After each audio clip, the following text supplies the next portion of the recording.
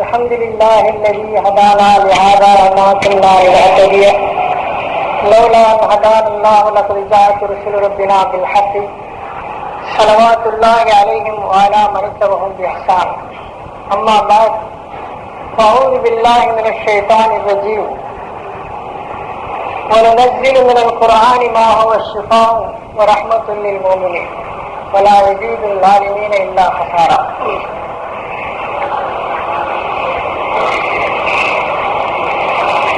பேரன்புமிக்க பெரியோர்களே, சகோதரர்களே, அல்லாஹ் ஜல்லஷானஹு வ தஆலா நமக்கு ஒரு தீனை, சன்மார்க்கத்தை அருளி இருக்கிறார். அந்த சன்மார்க்கம் நம்மையெல்லாம் பரிசுத்தவான்களாக உடலாலும் உள்ளத்தாலும் தூய்மையுடையவர்களாக வாழ்வதற்குரிய வழிகளை வகுத்து தந்திருக்கிற சன்மார்க்கமாக அமைந்திருக்கிறது. உதாரணமாக நாம் மஸ்ஜிதுக்கு வருவதாக இருந்தால் நம்முடைய உடல் சுத்தமாக இருக்கிற காலமெல்லாம் நீங்கள் வழிகட்டு போக மாட்டீர்கள், வழிக வர மாட்டீர்கள். அந்த இரண்டும் என்னவென்று சொன்னால் கிதாபுல்லாஹி வ சுன்னத்தி, என்னுடைய அதாவது அல்லாஹ்வினால் அருளப்பட்டிருக்கக்கூடிய அந்த கிதாப் குர்ஆன் மஜீத் ஒன்று, அடுத்து என்னுடைய சுன்னத், என்னுடைய வாழ்க்கை முறை என்று பெருமானார் ஸல்லல்லாஹு அலைஹி வஸல்லம் அவர்கள் கூறுகின்றார். அப்போது நமக்கு வழிகாட்டியாக இந்த இரண்டையும் ரசூல் அக்ரம் ஸல்லல்லாஹு அலைஹி வஸல்லம் அவர்கள் விட்டு சென்றிருக்கின்றார். குர்ஆன் மஜீதை, அடுத்து அவருடைய வாழ்க்கையினுடைய நெறிமுறைகளை விட்டு சென்றிருக்கிறார். அதை நாம் பின்பற்றி வாழும் காலமெல்லாம் நமக்கு எந்த விதமான அழிவோ எந்த விதமான ஒரு குறைபாடும் உண்டாகாமல் நாம் நிலையான சரியான ஒரு சமுதாயமாக இந்த உலகத்தில் வாழ்வதற்குரிய வாய்ப்பு நிச்சயமாக கிடைக்கும் என்பதிலே சந்தேகமில்லை. அந்த குர்ஆன் மஜீதிலே அல்லாஹ் தஆலா அனைத்து விஷயங்களையும் நமக்கு தெளிவுபடுத்தி காண்பித்திருக்கின்றான். உலகத்தில் குல்லும் கிதாபின் முபீன், அனைத்தும் குர்ஆன் மஜீதிலே இடம்பெற்றிருக்கின்றன என்று தன்னுடைய திருமறையிலே அல்லாஹ் தஆலா தெளிவுபடுத்துகின்றான். அப்போது எதற்கும் நாம் குர்ஆன் மஜீதிலே நாம் நேரடியாக விடை கேட்டு பெற்றுக் கொள்வதற்குள்ள வாய்ப்பு நமக்கு அந்த குர்ஆனின் மூலமாக அருளப்பட்டிருக்கின்றது. இன்று ஒரு மனிதர் அல்லாஹ்வோடு நேரடியாக பேச வேண்டும் என்று விரும்புகிறார் என்று சொன்னால் அவர் சிரமப்பட வேண்டிய அவசியமில்லை. அப்போதற்ற அல்லாஹ்வுடைய வழியாக வந்திருக்கக்கூடிய அந்த வேதம் உலகத்திலே குர்ஆன் மஜீத் ஒன்றாக அமைந்திருக்கின்றது. அந்த குர்ஆனை நாம் திறந்து வைத்து ஓதுகின்ற அந்த நேரத்திலே நேரடியாக அல்லாஹ் தஆலா இடத்திலே நாம் உரையாடுகின்றோம். அவருடைய வசனங்களை நம்முடைய நாவினாலே உச்சரிக்கின்றோம். அப்போது புனிதமான முறையிலே ஹஜ்ரத் ஜிப்ரீல் அலைஹிஸ்ஸலாம் அவர்கள் மூலமாக நம்முடைய நாயகம் ஸல்லல்லாஹு அலைஹி வஸல்லம் அவர்களுக்கு அந்த 23 ஆண்டு காலம் அருளப்பட்ட அந்த வேதம் இருக்கிறது. மனித திறங்கள் நடமாடாத முறையிலே புனிதமான முறையிலே இன்று வரையிலும் அது பாதுகாத்து வைக்கப்பட்டிருக்கிறது என்பதிலே எந்த விதமான சந்தேகம் இல்லை. அப்படிப்பட்ட அந்த வேதத்தை நாம் ஓதுகிற போது அல்லாஹ்வோடு நாம் பேசுகின்ற அந்த பாக்கியத்தை பெறுகிறோம். இப்படி ஒரு புனிதமான ஒரு வேதம் உலகத்திலே எங்காயிலும் இருக்கிறதா என்றால் இல்லை.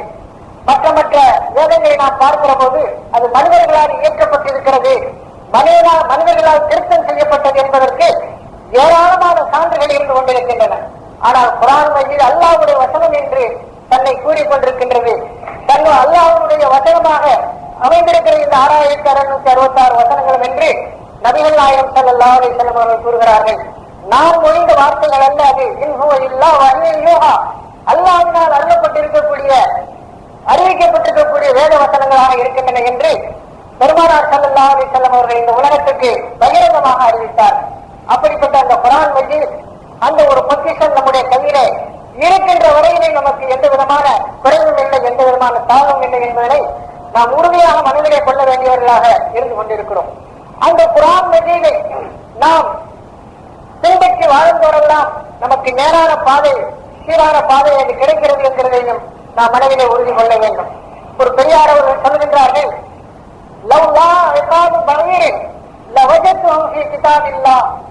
அவர்கள் என்ன அருமையாக அந்த குர்ஆனை பற்றி சொல்கிறார்கள் என்பதை நாம் கவனிக்க வேண்டும். என்னுடைய ஒட்டகையினுடைய கயிறு, அதனுடைய மூக்கணாங்கயிறு தவறி போய்விடுமானாலும் கூட நான் அதையும் குர்ஆனிலே பெற்றுக் கொள்கிறேன் என்று அந்த பெரியார் அவர்கள் குறிப்பிடுகின்றார். ஒரு கயிறு, ஒரு தும்பு கயிறு கீழே வைந்து விட்டாலும் கூட அதையே நாம் அல்லாஹ்வுடைய வேதத்தின் மூலமாக நான் பெற்றுக் கொள்கிறேன், அந்த அல்லாஹ்வுடைய வேதம் எனக்கு அது பெற்றுத்தரும் என்று ஒரு நம்பிக்கையாக தெரிவிக்கின்றார். அந்த அளவுக்கு குர்ஆனிலே அனைத்தும் இடம் பெற்றிருக்கின்றன என்பதை அவர்கள் கோடிட்டு காட்டுகின்றார். அப்படி அந்த குர்ஆன் மஜீத் உலக மக்களுக்கெல்லாம் நேர்வழி காட்டக்கூடியதாக அமைந்திருக்கின்றது. அதிலே கடந்த கால மக்களுடைய வரலாறுகளை பற்றி சொல்லப்பட்டிருக்கிறது. நிகழ்காலத்தில் என்ன நடைமுறையில எதை நாம் கடைபிடிக்க வேண்டுமோ அவைகளை பற்றி சொல்லப்பட்டிருக்கிறது. இனி வருங்காலத்துக்கு நமக்கு தேவையான அந்த அறிவுரைகள் பூராவையுமே அந்த குர்ஆன் மஜீதின் மூலமாக நமக்கு விளக்கப்பட்டிருக்கின்றது.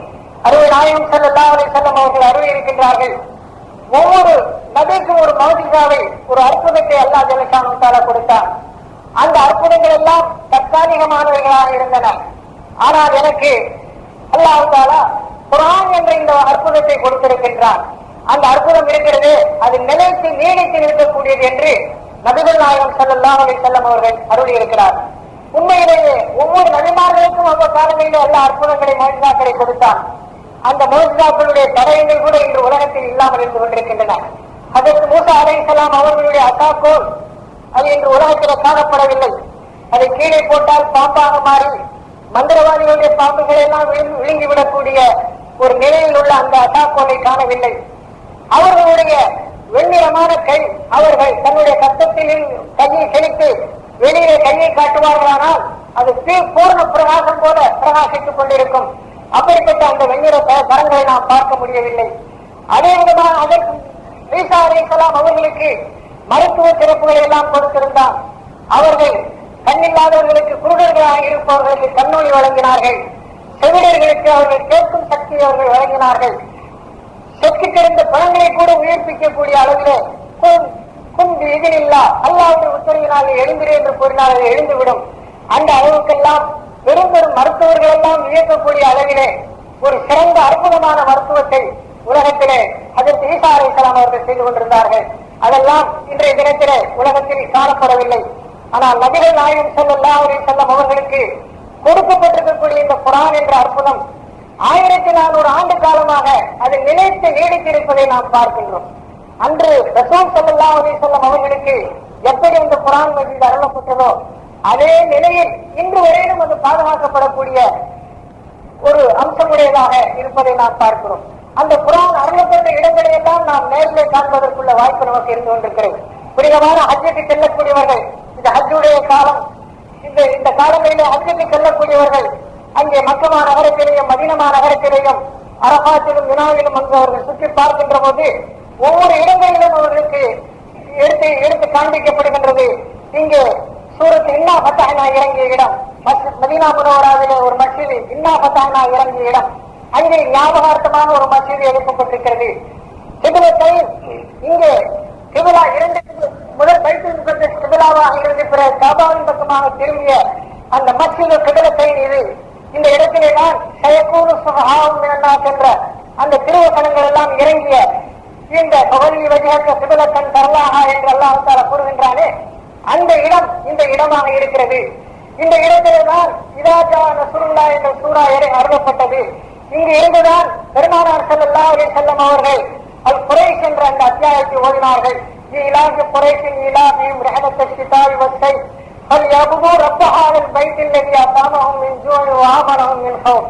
அந்த இடத்தில் காபாவுக்கு அருகிலே நின்று ஹாஜிகளாக செல்லக்கூடியவர்கள் ஃபல்யஅபுது ரப்ப ஹாதல் பைத்தில் லதி, நீங்கள் இந்த பைத்துடைய இந்த வீட்டினுடைய நாயனை நீங்கள் வணங்குங்கள் என்று சொல்லுகிற போது நாம் இங்கே சிங்கப்பூரில் இருந்து கொண்டு அந்த ஆயத்தை நாம் ஓதுகிறோம். ஒரு நாள் எத்தனையோ ஆயிரக்கணக்கான மைல்களுக்கு அப்பால் இருக்கக்கூடிய காபத்துல்லாவை நாம் நினைவு கூர்ந்து இங்கே ஓத வேண்டிய நிலையில் இருக்கிறோம். ஆனால் மக்கமா நகரத்திலே சென்று விட்ட உடனேயே அங்கே அருகிலே காபத்துல்லாவுக்கு அருகிலே நின்று ஓடுகிற போதுதான் அந்த திருவசனங்களுடைய மகிமையெல்லாம் நமக்கு புலனாகிறது. ரசூல் ஸல்லல்லாஹு அலைஹி வஸல்லம் அவர்கள் அங்கே நின்று ஓதிய அந்த வசனங்களை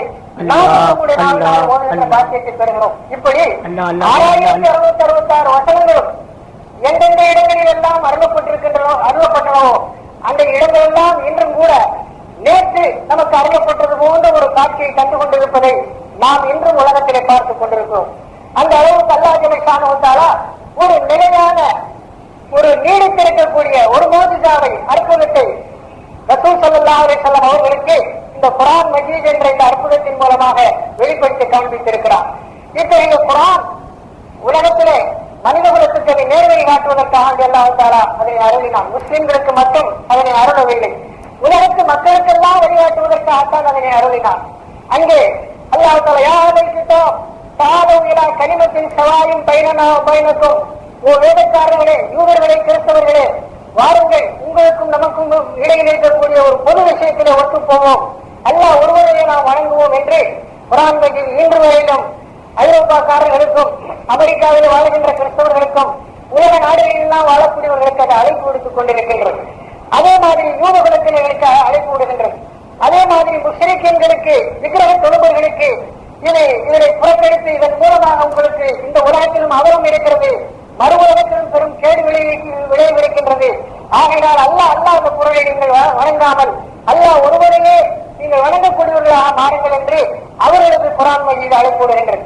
இப்படி உலகத்து மக்களுக்கெல்லாம் அழைப்பு விடக்கூடிய ஒரு பெரிய சக்தி வாய்ந்த ஒரு தாயாக, அழைப்பாளனாக இந்த குர்ஆன் மஜீத் இன்று விளங்கி வருவதை நாம் தெளிவாக தெரிந்து கொண்டு வந்தோம். இப்படிப்பட்ட இந்த குர்ஆன் மஜீதில் அல்லாஹ் தஆலா எல்லா விஷயங்களையுமே நமக்கு தெளிவுபடுத்தி காட்டி இருக்கின்றார். அது நாம் நம்மளே சில நினைத்துக் கொள்கிறோம், விஞ்ஞான கருத்துக்கள் எல்லாம் அங்கே இடம்பெற்றிருக்கின்றனவா, வான சாஸ்திரங்கள் இடம்பெற்றிருக்கின்றனவா, பூகோள சாஸ்திரங்கள் அங்கே இடம்பெற்றிருக்கின்றனவா, இவைகளெல்லாம் குர்ஆன் மஜீதில் இடம்பெற்றிருக்கிறதா என்று நம்மிலே சிலர்களுக்கு அந்த நினைவு வரலாம். ஆனால் உண்மையிலேயே இவைகளும் அதில் இடம்பெற்றிருக்கத்தான் செய்கின்றன. ஆனால் அல்லாஹ் தஆலா இவைகளை போதிப்பதற்காக வேண்டி குர்ஆனை அவன் உலகத்துக்கு அருளவில்லை. பின்பு அவன் உலகத்திற்கு குர்ஆனை அருளியதெல்லாம் ஆதியாக, வழிகாட்டியார், அவனை விட்டு பிரிந்திருக்கக்கூடிய மனித குலத்தை அவனோடு இணைப்பதற்காகத்தான் அந்த குர்ஆன் மஜீதை அல்லாஹ் ஜல்லஷானஹு தஆலா அந்த ஹிதாயத்திற்காகத்தான் இந்த உலகத்திலே அவன் அனுப்பி வைத்தான். வானத்தை பாருங்கள், பூமியை பாருங்கள், மலைகளை பாருங்கள், ஒட்டகையை பாருங்கள், அபலாயத்தப்பரும், நீங்கள் ஆராய்ச்சி செய்து பார்க்க வேண்டாமா, சிந்திக்க வேண்டாமா என்றெல்லாம் கூறி அந்த சிந்தனைகளை தூண்டி இவைகளெல்லாம் படைத்து பரிபாலிக்கக்கூடிய ஏக வல்லவனாகிய ஆற்றல் மிக்க அல்லாஹ் ஒருவன் இருக்கிறான். அந்த அல்லாஹ்வுக்கு நீங்கள் கீழ்ப்படிந்து நடக்க வேண்டும், அவன் ஒருவனே இந்த உலகத்தை படைத்து பரிபாலிக்கக்கூடியவனாக இருக்கிறான் என்ற அந்த தௌஹீதின் பக்கமாக, ஏக தெய்வ கொள்கையின் பக்கமாக அழைப்பதற்குரிய ஒரு வேதமாகத்தான் குர்ஆன் மஜீதை அல்லாஹ் ஜல்லஷானஹு தஆலா இந்த உலகத்திலே அனுப்பினான். அப்படிப்பட்ட அந்த வேதத்திலே வலா ரத்பி வலா யாபிஸின் இல்லா ஃபீ கிதாபின் முபீன், ஒரு காய்ந்த விஷயமும் சரி, ஒரு ஈரமான விஷயமும் சரி, எல்லாம் குர்ஆன் மஜீதில் இருக்கிறது என்று அல்லாஹ் ஜல்லஷானஹு தஆலா தெளிவுபடுத்தி காட்டி இருக்கின்றான். அனைத்துக்கும் இங்கே நாம் பரிகாரம் காண்பதற்குள்ள வாய்ப்பு நமக்கு கிடைக்கின்றது. அந்த குர்ஆனிலே கடந்த கால விஷயங்களை பற்றி அவன் சொல்லுகின்றான் என்று நான் குறிப்பிட்டேன். அதே விதமாக அல்லாஹ் தஆலா அநேக வரலாற்று நிகழ்ச்சிகளை எல்லாம் அந்த குர்ஆனின் மூலமாக உலகத்துக்கு தெளிவுபடுத்தி வைத்திருக்கின்றார். நபிகள் நாயகம் ஸல்லல்லாஹு அலைஹி வஸல்லம் அவர்கள் ஒரு எத்தீமாக, அனாதையாக, எந்த கலாசாலையிலும் படிக்காதவர்களாக, யாரிடத்திலும் மண்டியிட்டு பயிலாதவர்களாக இருந்தார்கள். வேதங்கள், கடந்த கால வேதங்களை ஆயினும் அவர்கள் பார்த்திருக்கிறார்களா என்றால் இல்லை. அப்படிப்பட்ட ரசூல் ஸல்லல்லாஹு அலைஹி வஸல்லம் அவர்கள் அதற்கு ஆதம் அலைஹிஸ்ஸலாம் அவர்கள் முதல் கொண்டு அதற்கு ரசூல் ஸல்லல்லாஹு அலைஹி வஸல்லம் அவர்கள் காலம் வரையிலையும் வந்து உலகத்துக்கு வழிகாட்ட வந்த அந்த நபிமார்களுடைய நிகழ்ச்சிகளை எல்லாம் தெளிவாக இந்த குர்ஆன் மூலமாக வெளிப்படுத்தி காட்டினார்கள். அதற்கு மரியம் அலைஹிஸ்ஸலாம் அவருடைய வரலாற்றை எடுத்து காண்பித்தார்கள். மூசா அலைஹிஸ்ஸலாம் அவர்கள் ஃபிரௌனுடைய படை புரட்சி வந்த வரலாற்றை உலக மக்களுக்கு வெளிப்படுத்தி காட்டினார்கள். அஸ்ஹாபுல் கஹ்ஃபுகள் குகையிலே தங்கியிருந்த நிகழ்ச்சிகளை பற்றி எல்லாம் குர்ஆனின் மூலமாக அல்லாஹ் ஜல்லஷானஹு தஆலா அருளியதை உலக மக்களுக்கு நமது நாயகம் ஸல்லல்லாஹு அலைஹி வஸல்லம் அவர்கள் எடுத்து ஓதுகின்றார். இந்த நிகழ்ச்சிகளை அவர்கள் எடுத்து கூறக்கூடிய இந்த தன்மை இருக்கிறது. இதையெல்லாம் அவர்கள் முன்பின் தெரிந்திருந்தார்களா என்றால் அதை பற்றியெல்லாம் அவர்கள் தெரிந்திருக்கவில்லை. இருந்தாலும் பெருமானார் ஸல்லல்லாஹு அலைஹி வஸல்லம் அவர்கள் கடைசி நபியாக, ஆகிரு நபியாக, ஹாத்தமுன் நபியாக அவர்கள் வந்ததின் நிமித்தமாக அல்லாஹ் தஆலா அவர்கள் மூலமாக அந்த கருத்துக்களை எல்லாம் உலகத்துக்கு வெளிப்படும்படியாக செய்தார். அந்த நிகழ்ச்சி எல்லாம் நடந்தபோது நபியே நீர் உடனிருக்கவில்லை என்றும் குர்ஆன் மஜீதிலே சொல்லி காண்பிக்கின்றார். உமக்கு இதெல்லாம் தெரியாது, இருந்தாலும் இதை உமக்கு நாம் வெளிப்படுத்தி காட்ட பல இடங்களில் அல்லாஹ் ஜல்லஷானஹு தஆலா எடுத்து விளம்புகின்றார். அப்படி பல நபிமார்களுடைய வரலாறுகளை எடுத்து சொன்னார். ஃபிரௌன் மூழ்கடிக்கப்பட்டு விட்டான். மூழ்கடிக்கப்பட்டு பல ஆயிரம் ஆண்டுகள் ஆகிவிட்டன. அப்போது ரசூல் ஸல்லல்லாஹு அலைஹி வஸல்லம் அவர்களுக்கு வழி அனுப்புகின்றார்.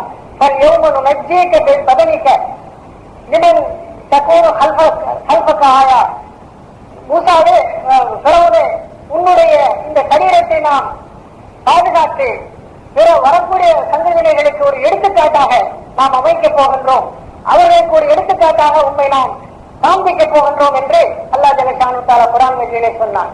அதே விதமாக அந்த ஃபிரௌனுடைய சடலமாகிறது பிற்காலத்திலே நபிகள் நாயகம் ஸல்லல்லாஹு அலைஹி வஸல்லம் அவர்களுக்கு அருளப்பட்ட அந்த வகையின் மூலமாக பிற்காலத்தில் கண்டுபிடிக்கப்பட்டு அது பாதுகாத்து வைக்கப்பட்டிருக்கிறது என்பதை நாம் தெளிவாக தெரிந்து கொள்கிறோம்.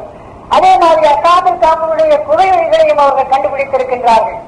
இன்னும் எத்தனையோ விஞ்ஞான கருத்துக்களை எல்லாம் குர்ஆன் மஜீதின் மூலமாக அல்லாஹ் தஆலா தெளிவுபடுத்தினார். அந்த காலத்தில் வஹி அருளப்பட்ட காலத்திலே அல்லாஹ் சுப்ஹானஹு வ தஆலா இந்த ராக்கெட்டுகளை பற்றி சொல்லியிருப்பானேயானால், இந்த பிளேன்களை விமானங்களை பற்றி சொல்லியிருப்பானேயானால், ரயில்களை பற்றி சொல்லியிருப்பானேயானால், அதையெல்லாம் புரிந்து கொள்ளக்கூடிய ஆற்றல் அந்த காலத்து மக்களுக்கு இருந்திருக்கார். ஆகையினால் அவைகளை எல்லாம் ஒவ்வொன்றாக கோடிட்டு காட்டாமல் கடைசியாக என்ன முடிவாக என்ன சொல்கிறான் என்றால், இந்த கோவேறு கழுதைகள், குதிரைகள், இது போன்ற வாகனங்களை உங்களுக்கு நாம் தந்திருக்கிறோம். இன்னும் ஆளாத்தாலமும் நீங்கள் அறியாத சிறுசுகளை எல்லாம் வாகனங்களை எல்லாம் அவன் படைத்து தருவான் உங்களுக்கு என்று ஒரே வரியிலே விஞ்ஞானத்தினுடைய வளர்ச்சி அனைத்தையும் உள்ளடக்கியதாக அந்த கருத்தை அல்லாஹ் ஜல்ல ஷானஹு தஆலா குர்ஆன் மஜீதிலே வெளிப்படுத்துகின்றார். அப்போது மனிதன் எவ்வளவு உயர பிறந்தாலும், எவ்வளவு அற்புதமான மின்னல் வேகமாக செல்லக்கூடிய வாகனங்களை அவன் படைத்தாலும் அதற்கும் இந்த ஆயத்தை ஈடு கொடுக்கக்கூடியதாக அமைகின்றது. அப்போது விஞ்ஞானத்தை கண்டு பயப்படக்கூடிய அஞ்சக்கூடிய வேதமாக குர்ஆன் மஜீத் இல்லை, அதற்கு ஆதரவு அளிக்கக்கூடிய விஞ்ஞானம் குர்ஆனை மெய்ப்பிக்கக்கூடிய அளவிலே தான் விஞ்ஞானத்தினுடைய வளர்ச்சி அமைந்திருக்கிறதே தவிர அதற்கு விரோதமாக இல்லை என்பதை நாம் தெளிவாக தெரிந்து கொள்கின்றோம். அந்த காலத்திலே அமெரிக்காவிலே சில நட்சத்திரங்களை கண்டுபிடித்திருக்கிறார்களாம். அந்த நட்சத்திரங்கள் புதிய நட்சத்திரங்கள், அடுக்கடுக்காக அந்த நட்சத்திரங்கள் வானமண்டலத்திலே தென்படுகின்றதாம். அந்த நட்சத்திரங்களுடைய அகலத்தை அளந்து பார்க்கின்ற போது, கணக்கிட்டு பார்க்கின்ற போது 2 என்ற எண்ணை போட்டு 20 சைபர்களை போட்டால் அது எவ்வளவு எத்தனை கோடி அகலம் உள்ளதாக, அந்த மீட்டர் அகலம் உள்ளதாக அந்த நட்சத்திரங்கள் இருக்குமோ அந்த அளவுக்கு பருமனான நட்சத்திர கூட்டம் எங்களுடைய கண்களுக்கு தென்படுகிறது என்று சமீபத்திலே தான் விஞ்ஞானிகள் கண்டுபிடித்திருக்கின்றார்கள். இதை குர்ஆன் மஜீதில் அல்லாஹ் தஆலா அன்றே சொல்லி காண்பித்திருக்கிறார். வலா யுஹீதூன பிஇல்மிஹி இல்லா பிமா ஷா வஸிஅ குர்சியுஹு ஸமாவாத்தி வல் அர்த். அல்லாஹ்வுடைய குர்சி, அவருடைய ஆட்சி இந்த வானத்தையும் பூமியும் எல்லாவற்றையுமே அது அரைவடைந்திருக்கிறது. அவைக்கு விடவெல்லாம் விஸ்தீர்ணமாக இருந்து கொண்டிருக்கின்றது. அவருடைய அறிவை, அவனுடைய படைப்பை பற்றி யாரும் சூழ்ந்தறிய முடியாது. யாருக்கு அதை காண்பித்துக் கொடுக்கிறானோ அவர்களால் தான் அறிய முடியும் என்று இறைவன் தன்னுடைய திருமறையை கூறுகிறார். அப்படியானால் எத்தனையோ பிரமாண்டமான படைப்புகளை எல்லாம் நாம் படைத்து வைத்திருக்கிறோம். அப்படிப்பட்ட அந்த படைப்புகள் எல்லாம் காலம் செல்ல செல்ல, நாய் செல்ல செல்ல அது மனித குலத்துக்கு அது தெளிவிட்டுக் கொண்டே இருக்குமே அல்லாது அதை பூர்ணமாக யாரும் அறிந்து கொள்ள முடியாது என்பதை குர்ஆனின் மூலமாக அல்லாஹ் தஆலா தெளிவுபடுத்தி காட்டுகின்றார். இப்படிப்பட்ட அரிய உண்மைகளை எல்லாம் குர்ஆனிலே நமக்கு தெளிவுபடுத்தி காண்பிக்கப்பட்டிருக்கிறது. இதை பிற சமுதாயத்தவர்கள் மிகவும் நல்ல முறையிலே பயன்படுத்திக் கொண்டிருந்தார்கள் என்று அண்மையிலே ஒரு அறிக்கையின் மூலமாக ஒரு செய்தி வெளியிடப்பட்டிருந்தது. ஒரு கேப்டன் மும்தாஜ் அலி கான் என்பவர் எகிப்துக்கும் இஸ்ரேலுக்கும் நடைபெற்ற அந்த போரின் சந்தர்ப்பத்திலே தளபதியாக நின்று செயலாற்றியவர். அவர் ஒரு அறிக்கையை வெளியிட்டார். பாகிஸ்தானை சேர்ந்தவர் மும்தாஜ் அலி கான். அவருடைய அறிக்கையிலே குறிப்பிடப்பட்டிருந்தது, 1963 நடைபெற்ற அந்த யுத்தத்திற்கு பின்னால் இஸ்ரேலர்கள், அதாவது இஸ்ரேல் நாட்டை சேர்ந்திருக்கக்கூடியவர்கள் மிகவும் மோசமான ஒரு நாட்டை அவர்கள் அடைந்தார்கள். அந்த நாட்டிலே எந்த விதமான வளமும் இல்லை, எந்த விதமான செழிப்பும் கிடையாது, தண்ணீர் வசதியும் இல்லை. அவர்களுடைய வாழ்க்கைக்குரிய அந்த வசதிகள் வாய்ப்புகள் ஏதாவது இருந்தனவா என்றால் அதுவும் இல்லை. அப்படிப்பட்ட சூழ்நிலையிலே அவர்கள் அந்த தேசத்தில் வசித்துக் கொண்டிருக்கிற போது அவர்கள் இருக்கக்கூடிய அறிஞர்கள் எல்லாம் குர்ஆன் மஜீதையும் இன்ஜீலையும் வைத்து ஆராய்ச்சி செய்ய ஆரம்பித்தார்கள். ஆராய்ச்சி செய்து அவர்களுக்கு அநேக உண்மைகள் தென்பட்டன. ஹஜ்ரத் சுலைமான் அலைஹிஸ்ஸலாம் அவர்கள் இந்த பிரதேசத்திலே தான் ஆட்சி புரிந்திருக்கிறார்கள். அப்படியானால் ஒரு அகண்ட சாம்ராஜ்யத்தினுடைய அதிபதியாக விளங்கிய ஹஜ்ரத் சுலைமான் அலைஹிஸ்ஸலாம் அவர்களுடைய ஏராளமான செல்வங்கள், பொக்கிஷங்கள் இந்த பகுதியிலே புதையுண்டு கிடக்க வேண்டும் என்பதை அவர்கள் உணர்ந்தார்கள். அதே விதமாக ஹஜ்ரத் தாவூத் அலைஹிஸ்ஸலாம் அவர்களுடைய சுலைமான் அலைஹிஸ்ஸலாமுடைய தந்தையார் தாவூத் அலைஹிஸ்ஸலாம் அவர்களுடைய ஆட்சி இங்கே நடைபெற்றிருக்கிறது. அவர்கள் ஆடு மாடுகளையும் மற்றும் கால்நடைகளை எல்லாம் மேய்த்து மிகவும் செழிப்பாக வாழ்ந்ததாக ஒரு வரலாற்றை குர்ஆன் கூறுகின்றது, இங்கே கூறுகின்றது. இப்படி எல்லாம் ஒரு செழிப்பாக வாழ்ந்திருக்கிறார்கள். அப்படியானால் இந்த பகுதியிலே பிரதேசத்திலே தண்ணீர் வசதி இருக்க வேண்டும். அப்படி இல்லாமல் இந்த பிரதேசத்தில் அவர்கள் அவ்வளவு பெரிய செழிப்பான ஒரு வாழ்க்கையை மேற்கொண்டிருக்க முடியாது என்பதையும் அவர்கள் கண்டார்கள். அவர்கள் புதைபொருள் ஆராய்ச்சிகள் செய்ய தொடங்கினார்கள். அவர்களுக்கு ஏராளமான அணைக்கட்டுகள் எல்லாம் கிடைத்தன. கடந்த காலத்திலே அமைக்கப்பட்ட அந்த அணைக்கட்டுகளை எல்லாம் அவர்கள் கண்டுபிடித்தார்கள். அதிலிருந்து தண்ணீர் வசதி ஏற்படுத்திக் கொண்டார்கள். ஏராளமான செல்வங்கள் சுலைமான் அவர்களுக்கு கிடைத்த அவர்களுடைய காலத்தில் இருந்த புதைக்கப்பட்டிருந்த அந்த செல்வங்களை எல்லாம், அந்த பொக்கிஷங்களை, புதையல்களை எல்லாம் அவர்கள் தோண்டி எடுத்தார்கள். அதையும் அவர்கள் பயன்படுத்திக் கொண்டார்கள். அடுத்து அந்த பகுதியிலே ஆபு சமூக கூட்டத்தினர்கள் அழிக்கப்பட்டதாக குர்ஆனிலே சொல்லப்பட்டிருக்கிறது. அல்லாஹ்வுடைய வேதனை இறங்கியதாக சொல்லப்பட்டிருக்கிறது. அப்ப எந்த பிரதேசத்திலே அல்லாஹ்வுடைய வேதனை தண்டனை இறங்கியதோ அந்த பிரதேசத்திலே பெட்ரோல் இருக்கும். அங்கே கருப்பு தங்கம் என்று சொல்லப்படுகின்ற இந்த பெட்ரோல் அங்கே இருக்கத்தான் செய்யும் என்று அவர்கள் தோண்டி ஆராய்ச்சிகள் செய்தார்கள். அவர்களுக்கு பெட்ரோலும் கிடைத்தது. இவைகளை எல்லாம் வைத்து தன்னுடைய நாட்டை மிகவும் செழிப்பாக மிக உன்னதமான நிலைக்கு அவர்கள் அமைத்துக் கொண்டார்கள் என்று கேப்டன் மும்தாஸ் அலி கான் அவர்கள் தன்னுடைய அறிக்கையிலே குறிப்பிட்டிருக்கிறார். இந்த அடிப்படையில் பார்த்தால் மாற்றார்கள் குர்ஆனை ஆராய்ச்சி செய்து அதன் மூலமாக பல அரிய உண்மைகளை எல்லாம் கண்டுபிடித்து பயன்படுத்துகின்றார்கள் என்பதை நாம் இதன் மூலமாக தெரிந்து கொள்கின்றோம். இப்படி எல்லாம் உலக மக்களுக்கெல்லாம் இந்த குர்ஆன் மஜீத் பல துறைகளிலேயும் வழிகாட்டிக் கொண்டிருக்கிறது என்பதிலே எந்த விதமான சந்தேகம் இல்லை. அப்படிப்பட்ட குர்ஆன் மஜீதை அல்லாஹ் ஜல்ல ஷானஹு வ தஆலா நமக்கு நம்முடைய வாழ்க்கைக்கு வழிகாட்டியாக தந்திருக்கிறார். நாம் அதிலிருந்து பெறுவதற்குள்ள முறையிலே அதனை அமைத்துக் கொடுத்திருக்கிறார். நம்முடைய இபாதத் வணக்க சம்பந்தப்பட்ட அந்த முறைகள் எல்லாம் குர்ஆனின் மூலமாக நாம் தெரிந்து கொள்ள வாய்ப்பு இருக்கிறது. அடுத்து மாஷரா நம்முடைய குடும்ப வாழ்க்கைக்கு தேவையான அனைத்து சட்டத்திட்டங்களையும் நாம் தேடி நாம் அதை நடப்பதற்குள்ள வழிமுறைகள் குர்ஆன் மஜீதிலே கூறப்பட்டிருக்கின்றன. அடுத்து முஆமலா நமக்கு மத்தியிலே கொடுக்கல் வாங்கல் பொருளாதார ரீதியாக நாம் எப்படி செயல்பட வேண்டும் இந்த உலகத்தில் என்பதற்குள்ள வழிகாட்டுதல்கள் குர்ஆன் மஜீதிலே இருக்கின்றன. முஸ்லிம்களாக சேர்ந்து ஒரு ஆட்சி அமைத்தால் அவருடைய ஆட்சியிலே தண்டனைக்குரியவர்கள், குற்றம் புரிந்தவர்கள், அவர்களுக்கெல்லாம் எப்படி எப்படி அவர்களை நடத்த வேண்டும், எந்தெந்த முறைகளில் எல்லாம் அவர்களுக்கு தண்டனை வழங்க வேண்டும் என்ற விவரங்களை எல்லாம் கூட அல்லாஹ் தஆலா அங்கே குர்ஆனிலே எடுத்து சொல்லி இருக்கின்றார். அப்படி வாழ்க்கை, மனித வாழ்க்கைக்கு தேவையான அனைத்து அம்சங்களையும் உள்ளடக்கியதாக அந்த குர்ஆன் மஜீதை சுப்ஹானஹு வ தஆலா நமக்கு கொடுத்திருக்கின்றார். உலகத்தினுடைய மற்ற வேதங்களை போன்று ஒன்று இருந்தால் ஒன்றில்லை, ஒன்று இருந்தால் ஒன்றில்லை என்ற நியதி அல்ல. நான் ஒரு கிறிஸ்தவ பாதிரியாரை சந்தித்தேன். எங்களுடைய அலுவலகத்திற்கு, ராமத் அலுவலகத்திற்கு அவர் அடிக்கடி வருவார். அவர் சர்வ மதத்தை பற்றியும் ஆராய்ச்சி செய்யக்கூடியவர். அந்த பாதிரியார் இடத்துல கேட்டு, உங்களுடைய மதத்தை பற்றி தெரிந்து கொள்வது ஒரு அளவு நான் தெரிந்திருக்கிறேன், இருந்தாலும் ஒரு விஷயத்தை உங்களிடத்துல கேட்டு தெரிந்து கொள்ளலாம் என்று விரும்புகிறேன். எங்களுடைய இஸ்லாம் மார்க்கத்தில் இந்த குடும்ப வாழ்க்கை சம்பந்தமாக சரிய சட்டங்கள் என்று பல சட்டத்திட்டங்கள் எல்லாம் வகுத்து கொடுத்திருக்கின்றார்கள். எப்படி மனைவியோடு நடந்து கொள்ள வேண்டும், மக்களோடு எப்படி நடந்து கொள்ள வேண்டும், திருமண விஷயங்களை பற்றி மற்றும் தலாக் சம்பந்தப்பட்ட விஷயங்கள், இவைகளை பற்றி எல்லாம் தெளிவாக அந்த சரிய சட்டங்கள் என்பது இருந்து கொண்டிருக்கின்றன. இன்னும் நாங்கள் வணங்கக்கூடிய முறைகளை பற்றி எல்லாம் வகுத்தளிக்கப்பட்டிருக்கிறது. எங்களுடைய அரசியல் வாழ்க்கையை பற்றி வகுத்தளிக்கப்பட்டிருக்கிறது. இப்படியெல்லாம் அமைக்கப்பட்டிருக்கக்கூடிய இந்த சரியத்தினுடைய சட்டங்கள் அமைக்கப்பட்டது போல உங்களிடத்திலே ஏதாவது ஒரு கிரந்தம் இருக்கிறதா, எப்படி நீங்கள் வாழ்க்கை நடத்த வேண்டும் என்ற போதனைகள் அடங்கிய ஒரு கிரந்தம் இருக்கிறதா, அது இருந்தால் தயவு செய்து கொடுங்கள், அதை சற்று பார்க்க வேண்டும் என்று கேட்டேன். அப்போது அவர் தலையை சொல்ல ஆரம்பித்தார். அவர் சொன்னார், அப்படி ஒரு தொகுப்பான ஒரு சட்ட நூல் எங்களுடைய கைவசம் இல்லை, எங்களிடத்தில் இல்லை. அந்த மாதிரி வாழ்க்கைக்குரிய அனைத்து விஷயங்களையும் அமைக்கப்பட்ட நூல் எங்களிடத்தில் இல்லை. உங்களிடத்தில் இருக்கிற சரிய திட்டம் போல இல்லை. எங்களிடத்தில் இருப்பதெல்லாம் இந்த பைபிள் தான். பல மொழிகளிலே இருக்கக்கூடிய இந்த பைபிள் தான் ஒன்றுதான் இருக்கிறதே தவிர அதை நாங்கள் பார்த்துக் கொள்கின்றோமே தவிர தனியாக ஒரு சட்டம் இல்லை என்கிறத அவர் ஏற்றுக்கொண்டார். இப்படி பார்க்கிற போது நம்முடைய இஸ்லாம் மார்க்கத்திலே நாம் கவனித்து பார்த்தால் நமக்கு தேவையான அனைத்து சட்டத்திட்டங்களும் அங்கே தெளிவாக எடுத்து சொல்லப்பட்டிருக்கின்றன. அண்மையிலும் கூட இந்தியாவிலே நீங்கள் கேள்விப்பட்டிருக்கலாம், எழுந்த பெரிய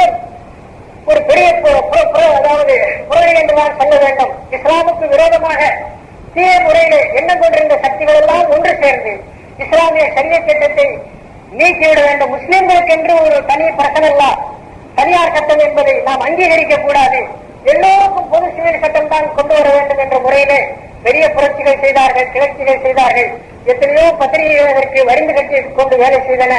பெரிய பெரிய நீதிபதிகள், பெரிய பெரிய அதிகாரிகள் எல்லாம் இதற்கு ஆதரவு கொடுத்தவர்கள் பேசிக் கொண்டிருந்தார்கள். அந்த மாதிரியான ஒரு சூழ்நிலையிலே நம்முடைய சரியத் சட்டத்தை பற்றி நம்மில் இருக்கக்கூடியவர்கள் கூட புரியாமல், இஸ்லாத்தை பற்றி தெரியாத அநேக சகோதரர்கள் இருக்கிறார்கள். அவர்கள் பெரிய ஆங்கில படிப்புகளை படித்தவர்களாக இருப்பார்கள், பெரிய பாரதியாக்களாக இருப்பார்கள், பெரிய உத்தியோகங்களை வகிக்கக்கூடியவர்களாக இருப்பார்கள். இருந்தாலும் கூட இஸ்லாமை பற்றி அவர்களுக்கு என்ன தெரியும் என்றால் அந்த விஷயத்தில் பூஜ்யமானவர்கள். அந்த மாதிரியான சில சகோதரர்கள் சேர்ந்து கொண்டு சந்திரசூட் சுப்ரீம் கோர்ட்டினுடைய நீதிபதி அளித்த தீர்ப்பு சரிதானே, அதை ஏன் நாம் மறுக்க வேண்டும், அது அறிவுக்கு பொருத்தமானதாகத்தானே இருக்கின்றது என்றும் கூட அவர்கள் பேச ஆரம்பித்தார்கள். அதிலே ஒருவர் தான் மத்திய அரசாங்கத்திலே மந்திரியாக இருந்த ஆர்.எஸ். முகமது கான். ஆர்.எஸ். முகமது கான் 3 மணி நேரம் அந்த சந்திரசூட்டுக்கு ஆதரவாக அந்த பாராளுமன்றத்திலே பேசினார். அந்த அளவுக்கு அதனை ஆதரித்து அவர் கூறிய தீர்ப்பு சரிதான், சரியத் சட்டம் என்று நீங்கள் சொல்லிக் கொண்டு பெண்களுக்கு பாதகம் அளிப்பது சரியில்லை என்றவாறெல்லாம் அவர் பேசினார். அப்படி பேசி ஆரிஃப் முகமது கான் கடைசியாக அவர் அந்த மந்திரி பதவியிலிருந்தே விருந்து ஓடக்கூடிய ஒரு நிலைமை எல்லாம் உண்டாங்க.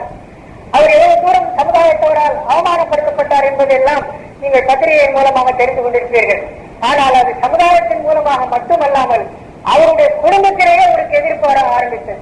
அண்மையிலே அவருடைய மனைவி, சொந்த மனைவியே தீவார் என்ற ஒரு ஹிந்தி பத்திரிகையிலே அறிக்கை வெளியிட்டிருக்கிறார். ஆரிஃப் முகமது கானுடைய போக்கு சரியானதாக இல்லை, அவர் இஸ்லாமிய சரியத்துக்கு விரோதமாக பேசுவது அது ஏற்புடைய செயலாக இல்லை, அவருக்கு புரியாவிட்டால் அவர் பேசாமல் இருக்க வேண்டுமே தவிர ஏதோ தனக்கு ஒரு பெயர் பிரபஞ்சம் கிடைக்க வேண்டும் என்பதற்காக வேண்டி மாற்றார்களோடு கைகோர்த்துக் கொண்டு அவர் செல்லக்கூடிய அந்த முறை எனக்கு சிறிதும் அது உடன்பாடாக இல்லை என்று அந்த அம்மையார் அந்த அறிக்கையில குறிப்பிட்டிருக்கிறார். தீவார் என்ற ஹிந்தி பத்திரிகையிலே 1986 மார்ச் மாதம் வெளிவந்த இதழிலே இந்த அறிக்கை இடம்பெற்றிருக்கிறது. இந்த அளவுக்கு அவருடைய மனைவியே அவருடைய போக்கை விரும்பவில்லை என்பதை நாம் தெளிவாக தெரிந்து கொள்ளப்படுகின்றது. அதன் காரணமாக இஸ்லாமிய ஷரியத் என்ன என்பதை பற்றி மற்றவர்கள் எல்லாம் புரிந்து கொள்வதற்கு நல்லதொரு வாய்ப்பும் கிடைத்திருக்கின்றது. இப்படி வாசரா சம்பந்தமாக, குடும்ப வாழ்க்கை சம்பந்தமாக இஸ்லாம் நமக்கு வகுத்தெடுத்திருக்கக்கூடிய அந்த முறைகளைப் போல உலகத்திலே எந்த சமுதாயத்திலையும் எந்த இனத்திலும் நாம் பார்க்க முடியாது. உலகமே திரண்டு நின்று ஒரு பக்கத்தில் அவர்கள் நம்முடைய இஸ்லாமிய ஷரியத்தை வைத்து பரிசீலனை செய்யட்டும், அதிலே குறைபாடுகளை எல்லாம் அவர்கள் காணட்டும், அதற்கெல்லாம் பதில் சொல்ல, விளக்கம் சொல்ல நாம் தயாராக இருக்கிறோம். அந்த அளவுக்கு தெளிவான விளக்கமான மிக முக்கியமான உசூல்களை, அடிப்படைகளை கொண்டு அமைக்கப்பட்ட சட்டமாக இந்த இஸ்லாமிய ஷரியத்துடைய சட்டங்கள் அமைந்திருக்கின்றன. காரணம் என்னவென்று சொன்னால் அது மனிதனால் இயக்கப்பட்ட சட்டங்கள் அல்ல. எவன் இந்த வானத்தை படைத்தானோ, பூமியை படைத்தானோ, எவன் இந்த சூரிய சந்திர நட்சத்திரங்களை எல்லாம் படைத்து பரிபாலித்துக் கொண்டிருக்கிறானோ, எவன் இந்த மனிதனை படைத்து உலகத்தில் வாழ விட்டிருக்கிறானோ, உலாவர செய்திருக்கிறானோ, அந்த அல்லாஹ் அவனுக்கு உகந்த சட்டத்திட்டங்களை வகுத்தெடுத்து அவனுக்கு தந்திருக்கிறான் என்பதுதான் இதனுடைய பேருமையாக இருக்கிறது. 1400 ஆண்டுகள் கடந்துவிட்ட காரணத்தினால் அது பழமையாகிவிட்டது.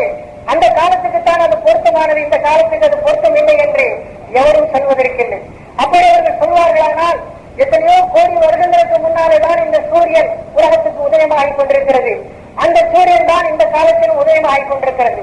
அப்போது இந்த விஞ்ஞான யுகத்துக்கு, இந்த விஞ்ஞான வளர்ச்சியினுடைய காலத்துக்கு, மனிதனுடைய முன்னேற்றம் பெருகி இருக்கக்கூடிய காலத்துக்கு இந்த சூரியன் தினந்தோறும் உதிக்கக்கூடிய இந்த கதிரவன் தேவையற்றது, இந்த பழமையானது, வேண்டாம் என்று எவனாயும் சொல்ல முன் வருவானா என்றால் முன் வர மாட்டான். அதே மாதிரி இந்த சந்திரனும் பழமையானது, இது வேண்டாம் என்று சொல்வதற்கு யாரும் முன் வர மாட்டார். அப்படி அல்லாஹ்வுடைய இயற்கை சிருஷ்டி பொருள்களை எல்லாம் வேண்டாம் என்று சொல்வதற்கு எவருக்கும் நான் துணியார். அதே விதமாகத்தான் அல்லாஹ்வுடைய மார்க்கமாக இந்த இஸ்லாம் ஃபித்ரத் அல்லாஹ், அல்லாஹ்வுடைய இயற்கை மார்க்கம், இது இயற்கை மதமாக அமைந்திருக்கிறது. அப்போ அது இயற்கையா எப்படி சூரிய சந்திர நட்சத்திரங்கள் எல்லாம் இயற்கையானவைகளாக இருக்கின்றனவோ அதே மாதிரி அவன் கொடுக்கப்பட்டிருக்கக்கூடிய இந்த தீனுல் இஸ்லாமும் இயற்கையானது. அது உலகம் எவ்வளவு முன்னேறினாலும் சரி, தன்னை முன்னேறி விட்டதாக அது மனப்பால் குடித்துக் கொண்டிருந்தாலும் சரி, அந்த காலத்துக்கெல்லாம் இசைந்தவாறு அது வளர்ந்து கொடுக்கக்கூடிய ஒரு உத்தமமான மார்க்கமாக இருக்கிறது என்பதனை நாம் மிக தெளிவாக தெரிந்து கொள்ள கடமைப்பட்டிருக்கிறோம். அப்படி அந்த மார்க்கத்தின் மூலமாக அனைத்து வழிகாட்டுதல்களையும் அல்லாஹ் ஜல்ல ஷானஹு நமக்கு கொடுத்திருக்கின்றான், அதனை கொடுத்துக் கொண்டே இருக்கின்றான். மேலும் நடைபெறக்கூடிய விஷயங்களை பற்றி எல்லாம் கியாமத் நாள் வரையில் நடக்கின்ற விஷயங்களை தெளிவுபடுத்துகின்றான். அன்றைய தினத்திலே கியாமத் நாள் என்று அது யௌம நஹ்திமு அலா அஃப்வாஹிஹிம் வ துகல்லிமுனா ஐதீஹிம் வ தஷ்ஹது அர்ஜுலுஹும் பிமா கானூ யக்ஸிபூன் அன்றைய தினத்தில் அவருடைய வாய்களிலே முத்திரை போடுவோம். அவர்களுடைய கரங்கள் பேசும், கால்கள் சாட்சி சொல்லும், அவர்களுடைய ஒவ்வொரு அங்கமும் அவருக்கு விரோதமாக சாட்சி சொல்ல ஆரம்பிக்கும் என்று அல்லாஹ் ஜல்ல ஷானஹு குர்ஆனிலே சொன்னார். அப்போ அந்த காலத்தில் ஓடியவர்களுக்கு ஆச்சரியமாக இருக்கலாம். வாயில முத்திரை போட்டு விட்டால் கை எப்படி பேசும், கால் எப்படி பேசும், மனித அங்கங்கள் எப்படி பேசும் என்று அவர்கள் ஆச்சரியப்பட்டிருக்கலாம். சஹாபாக்கள், தாபியங்கள், தபு தாபியங்களுடைய காலத்தில் எல்லாம் ஒரு சிலருக்கு அந்த ஆச்சரியம் வந்திருந்தாலும் அது வியக்கக்கூடியதல்ல. ஆனால் இன்று வாழ்கின்ற நமக்கு அது வியப்பானதாக இல்லை, ஆச்சரியகரமானதாக இல்லை. ஏனென்றால் நமக்கு முன்னாலே டேப் ரிகார்டுகள், நாம் பேசுகின்ற பேச்சுகளை எல்லாம் பதிவு செய்யக்கூடிய அந்த டேப்புகள் பேசுகின்றன, அந்த பிளேட்டுகள் பேசுகின்றன. சாதாரணமாக சோற்றிலை பார்த்தால் அங்கும் சத்தம் கேட்கின்றது. இந்த மாதிரி பார்த்தால் எந்த விதமான உயரம் இல்லாத பொருள்கள் எல்லாம் பேச தொடங்கி இருக்கக்கூடிய காலமாக இந்த காலம் இருப்பதை நாம் பார்க்கிறோம். மனிதன் பேசுகின்ற ஒவ்வொரு பேச்சையும் ரகீப் அதீத் என்ற மலக்குகள் பதிவு செய்கிறார்கள். ஆகாரியம் மனிதன் எடுத்து வைக்கக்கூடிய ஒவ்வொரு அடிச்சுவற்றையும் பதிவு செய்யப்படுகிறது என்று அல்லாஹ் தஆலா குர்ஆன் மஜீதிலே சொல்கிறார். இதெல்லாம் கடந்த கால மக்களுக்கு அது புரிந்திருக்கார். ஆனால் நமக்கு புரிகின்றது. அப்போ ரகீப் அதீத் என்ற மலக்குகள் பதிவு செய்கிறார்களா என்றால் பதிவு செய்கிறார்கள். நாம் பேசுகின்ற ஒவ்வொரு பேச்சுமே பதிவாகிக் கொண்டிருக்கிறது. நாம் நடக்கின்ற அந்த நடைகளை பற்றி எல்லாம் எதுவரையிலும் என்றால் ஹஜ்ரத் ஈசா அலைஹிஸ்ஸலாம் 2000 ஆண்டுகளுக்கு முன்னாலே ஈசா அலைஹிஸ்ஸலாம் அவர்கள் பேசிய அந்த பேச்சுக்கள், மலைப்பிரசங்கங்களை கூட நாங்கள் அதை டேப்படுத்தி விடுவோம், அதை பதிவு செய்து விடுவோம் என்று இன்று அமெரிக்க விஞ்ஞானிகள் சொல்லிக் கொண்டிருக்கிறார். பழைய கட்டிடங்கள் இடிந்த பகுதிகளிலே வைத்து அந்த பேச்சுக்களை எடுத்து விடுவோம். ஏனென்றால் அந்த பேச்சுக்கள் எல்லாம் அப்படியே மிதந்து கொண்டிருக்கின்றன வானத்தில். அந்த முறையில பார்க்கிற போது மனிதனுடைய அனைத்து பேச்சும் பதிவாக இருக்கிறது என்று அல்லாஹ் தஆலா குர்ஆன் மஜீதிலே சொல்லுகிறாரே, அது என்ன அறிவுக்கு புத்திக்கு பொருந்தாத விஷயமா என்றால் பொருந்தக்கூடிய விஷயம் தான். அவைகளைத்தான் அல்லாஹ் தஆலா தெளிவாக எடுத்து விளக்கம் செய்கின்றார். இத்தகைய மகத்தான நம்முடைய விஞ்ஞானத்துக்கும் தத்துவத்திற்கும் உலகத்தினுடைய வரலாற்றுக்கும் இன்னும் உலகத்தினுடைய முன்னேற்றத்திற்கெல்லாம் பொருந்தி வரக்கூடிய மகத்தான மார்க்கத்துடையவர்கள் நாம். இந்த தீனுல் இஸ்லாம் தான் கடைசி நபியாகிய முஹம்மது ஸல்லல்லாஹு அலைஹி வஸல்லம் அவர்கள் மூலமாக இந்த ஷரியத்தை தான் போதிக்கப்பட்டிருக்கிறது. இந்த மார்க்கம் தான் இனி கியாமத் நாள் வரையிலும் நீடித்து நிலைத்து நிற்கக்கூடியது. அந்த மார்க்கத்தின் பக்கம் தான் உலகமெல்லாம் வர வேண்டியதாக அமைந்திருக்கின்றது. எவரவர்கள் இந்த மார்க்கத்தை பற்றி ஆராய்ச்சி செய்கிறார்களோ அவர்கள் எல்லாம் மிக துரிதமாக இந்த மார்க்கத்தை தழுவிக் கொள்கிறார்கள். இந்தியாவிலே வாழ்கின்ற 22 கோடி ஹரிஜனங்கள் இஸ்லாமை பற்றி உன்னிப்பாக என்று கவனித்துக் கொண்டிருக்கிறார். நமக்கு விமோசனம், நமக்கு உயர்வு, நமக்கு சமத்துவம், நமக்கு சகோதரத்துவம், நல்ல மனித குலத்திலே ஒரு சரியான அந்தஸ்து வேண்டும் என்று சொன்னால் அது இஸ்லாம் தான் நமக்கு புகலிடம் என்கிற அளவிலே அவர்கள் தெளிவாக தெரிந்து வைத்திருக்கிறார்கள். அப்படிப்பட்டவர்கள் நம்முடைய தலைவாசல்களை கட்டிக் கொண்டிருக்கிறார்கள். அது திறக்கப்படக்கூடிய காலம் எனக்கு தூரத்தில் இல்லை, வெகு துரிதமாக அது வந்து கொண்டிருக்கின்றது. நாம் அவர்களுக்கு அழைப்பு விடுவதற்குள்ள சக்தி படைத்தவர்களாக இல்லை என்று சொன்னாலும் அல்லாஹ் தஆலா அவர்களுடைய உள்ளங்களிலே அந்த எண்ணங்களை போடுகிறான் என்பதை நாம் அறிகின்றோம். பெருமானார் ஸல்லல்லாஹு அலைஹி வஸல்லம் அவர்கள் கூறுகிறார்கள், ஒரு காலம் வரும், அந்த காலத்தில் ஒவ்வொரு இல்லத்திலும் ஒவ்வொரு குடியிலும் லா இலாஹ இல்லல்லாஹ் முஹம்மதுர் ரசூலுல்லாஹ் என்ற கலிமா புகுந்தே தீரும் என்று நமது நாயகம் ஸல்லல்லாஹு அலைஹி வஸல்லம் அவர்கள் தெளிவுபடுத்தியிருக்கின்றார்கள். அப்படிப்பட்ட ஒரு காலம் நமக்கு அன்னி வந்து கொண்டிருக்கின்றது.